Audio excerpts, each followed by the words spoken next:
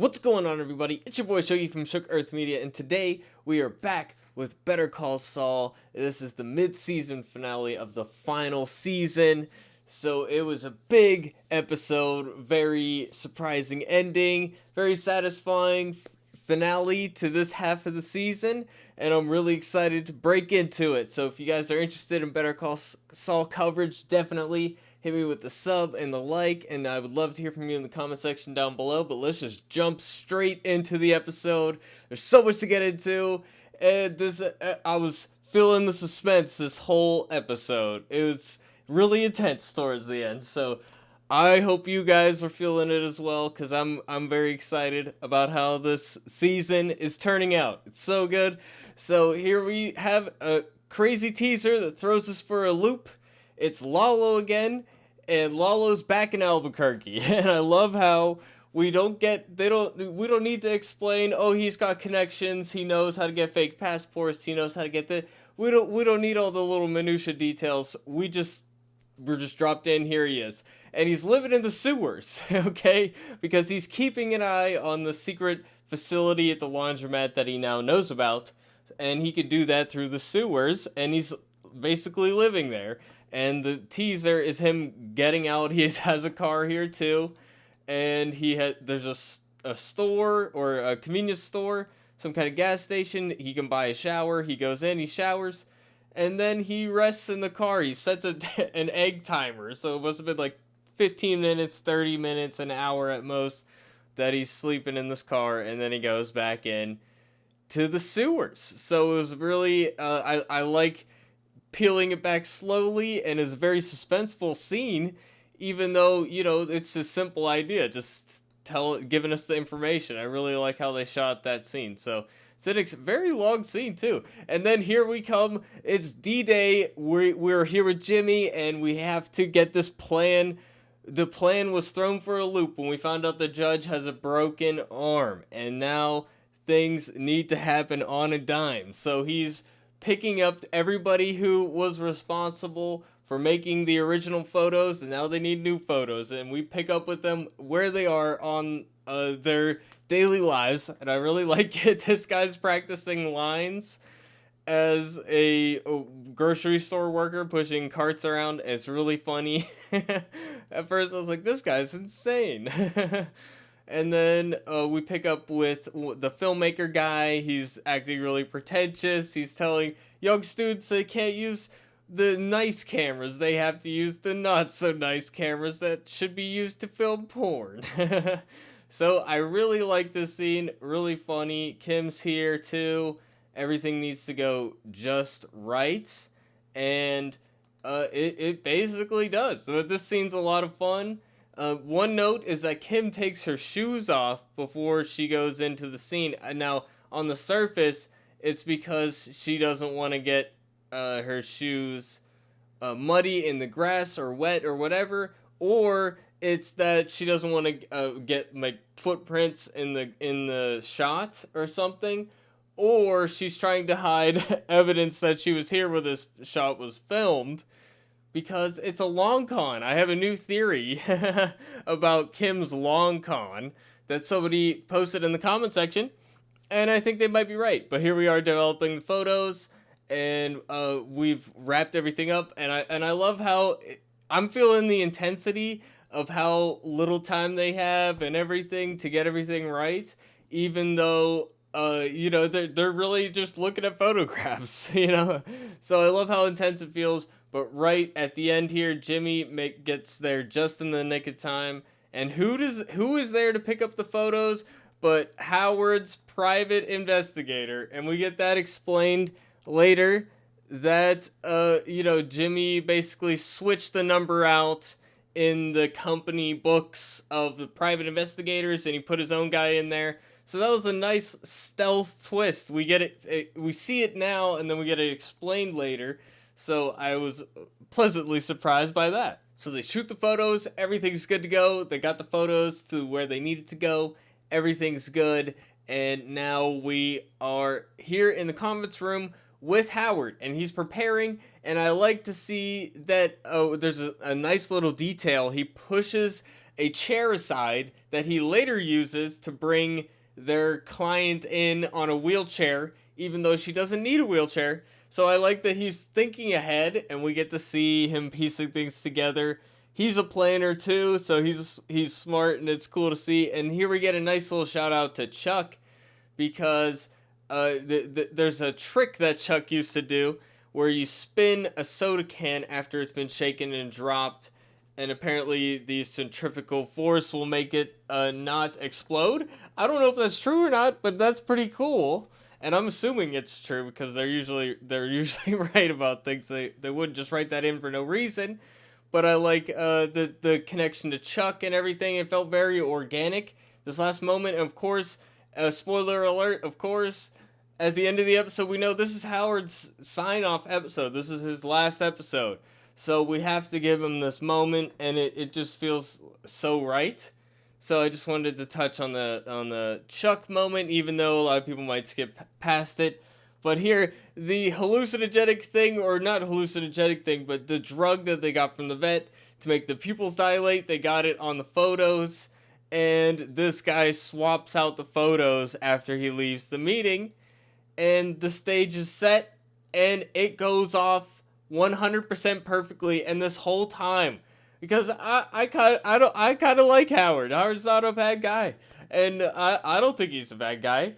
And he's getting set up for absolute failure. He doesn't deserve what he's getting, and I'm freaking out about what's happening. I have no idea what the whole plan is. Like, we have ideas, but I'm nervous for my man here. Okay, he's sweating. He asks people if they're hot. He's not having a grand old time right now.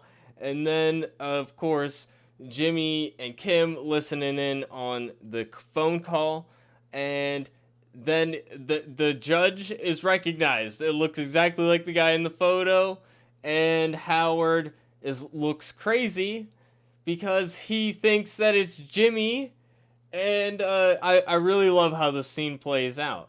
But the planning works perfectly. He goes back to get the photos, thinking he's got the judge red-handed, caught the judge being compromised by Jimmy, and then he gets the photos, and they were swapped out for something absurd, and it makes Howard look crazy, and by then his pupils are dilating, so everything went according to plan. They think Howard's crazy. They're settling early. So yeah, it works out extremely well. The dilated pupils, everything. Howard's gonna figure out what's happening, and now we got Cliff in here talking to Howard about his suspicions about Jimmy, and he's saying, I'm gonna come forward with everything I know if they look into you, including the prostitute thing and all that, and how ridiculous it seems that Jimmy McGill would do all these things, even though we know that he did. It does sound ridiculous, but they made it so believable because we've been there this whole time. We've seen it every step of the way, how they got to here. So I love this. Seeing this plan work out was so satisfying. Even though I like Howard and I'm like nervous for him, I don't want it to happen. It was still very satisfying, and I like how in this scene we emphasize why are they even doing this? Because Cliff says, Jimmy has a profit incentive to be on board with the case all the way. But Howard responds and says, Jimmy's a child, he wants his money now, and that's essentially what's happening. But I think the truth is that Kim wants the money now. Kim wants the money now, and then she's gonna leave Jimmy hanging the bag. She's gonna blame Jimmy for absolutely everything. I mean, he's the one in the photo after all, right? So notice she took her shoes off when the photo was being taken. I think this whole thing, the marriage was her idea on a whim, and she only wanted to do it because she can't testify against Jimmy in court now.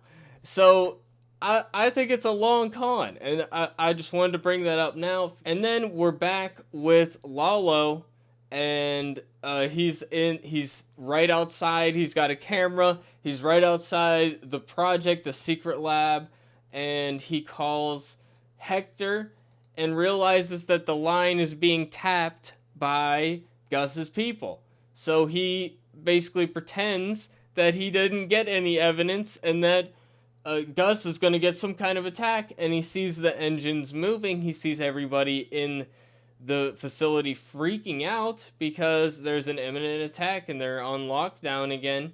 So he sets up a bunch of chaos. There's a fundraising event, and I like this scene here because it's just like, yeah, this is the Gus we know, right? He's donating to causes, but basically this is the moment they're freaking out, but it's time to go back into lockdown. And this is the scene, man. Like, my heart's already skipping a beat when the scene pulls up, okay? Because this is their victory. They won. Jimmy and Kim, they did everything right. And who pulls up but Howard? And you would think that would be the worst thing, but it's not at all the worst thing that happens, okay? Howard is in on everything. And you know what? Even before, spoiler alert, LALO shows up, holy shit, which, like, of course he should have been there. But they even emphasize, like, the guys are being pulled off of non-essential areas to protect Gus, and that's why there's not a guy outside right now, one of Gus's people there. But anyway, I'm getting sidetracked. LALO shows up. I was thinking before he even shows up, Howard's here. He knows everything. He's talking to them. You know, he's brought them a gift because of a great victory that they had. And they're arguing, and I was thinking, you know, if they were really evil, Jimmy and Kim, like, they do a lot of shady stuff, but if they were really evil, they would just kill this dude or disappear this guy. If they were Walter White late stage, you know, if they were that type of person, they would just end him and be done with it. And what happens, but the worst aspect of Jimmy and Kim's life walks straight in through the door, LALO, and the stakes completely change. And I really love how Jimmy looks, the fear on his face when he sees LALO at the door, and Howard doesn't even respond to it because he's so deep into, oh, Jimmy's tricking me, that he thinks it might have been part of Jimmy's plan that he would come to Jimmy's apartment right now. Like, that's how deep he is into this. He's not even buying it. He thinks Jimmy's faking it. Even though we know, like, this is the realest fear that he's ever felt ever. And they're not even necessarily afraid for themselves. They're afraid for Howard. So at the end of the day, they have their issues with Howard, but it really does boil down to childish stuff. It's not a life or death thing with Howard. They didn't even want to ruin him. Like, Jimmy's even saying in the scene to him, you're going to end up back on your feet anyway. He doesn't even want to ruin Howard. So, again, I do think that Jimmy doesn't even really know why he's doing all of this, and I think Kim is the one who does, but LALO comes in and he's got a gun. He pulls it out. He puts the silencer on. He's going to do what he didn't do to the lady in Germany. What he would have done if he didn't find that particular ruler that led him to the other guy, the gift, you know. So that's what happens, and it's very striking, and especially because, you know, Jimmy and Kim are, you know, they're shady people, but they're not like that, you know. So they are absolutely shocked, and they really sell it here. So this episode, amazing. This half of the season, absolutely incredible. And I really love, in previous seasons, it felt like the Mike and Jimmy show, where it's like the two separate, they started out as one storyline and then they separated, and then it kind of felt like two different shows. But now they're coming together, emerging again. And it is so perfectly crafted, and I cannot wait for the show to return. And if you're like me, definitely keep it locked here on Shook Earth Media, because we got more Better Call Saul content coming out soon. This hiatus is not the end. We have behind-the-scenes videos coming out, so stay stoked for those. There's going to be behind-the-scenes facts about Better Call Saul that you can find out in their podcast, but I've summarized it for your convenience, so we're going to be covering that. We are going to have an episode, 3 episodes of those. I think hopefully we'll have them out by the time the show comes back. And then we're going to review, there's a cartoon Slippin' Jimmy cartoon that I'm not sure how I feel about it, but we're gonna cover that, and that'll probably be a traditional review where I will critique it. I think. Well, we'll see if I love it or not. But yeah, this episode, the ending, shocking, an incredible episode, an incredible ending to this half a season, and I'm sad to see Howard go. Mad respect to Patrick Fabian, an incredible character that they created, and he's basically the Hank of this show. He's like the one guy who's like always put upon, but did he really do anything that bad, you know? Anyways, guys, thanks for watching. I hope to see you guys in the next one. We'll catch you on those other videos that I mentioned. I hope to hear from you down below. Thanks for watching, everybody. Peace out.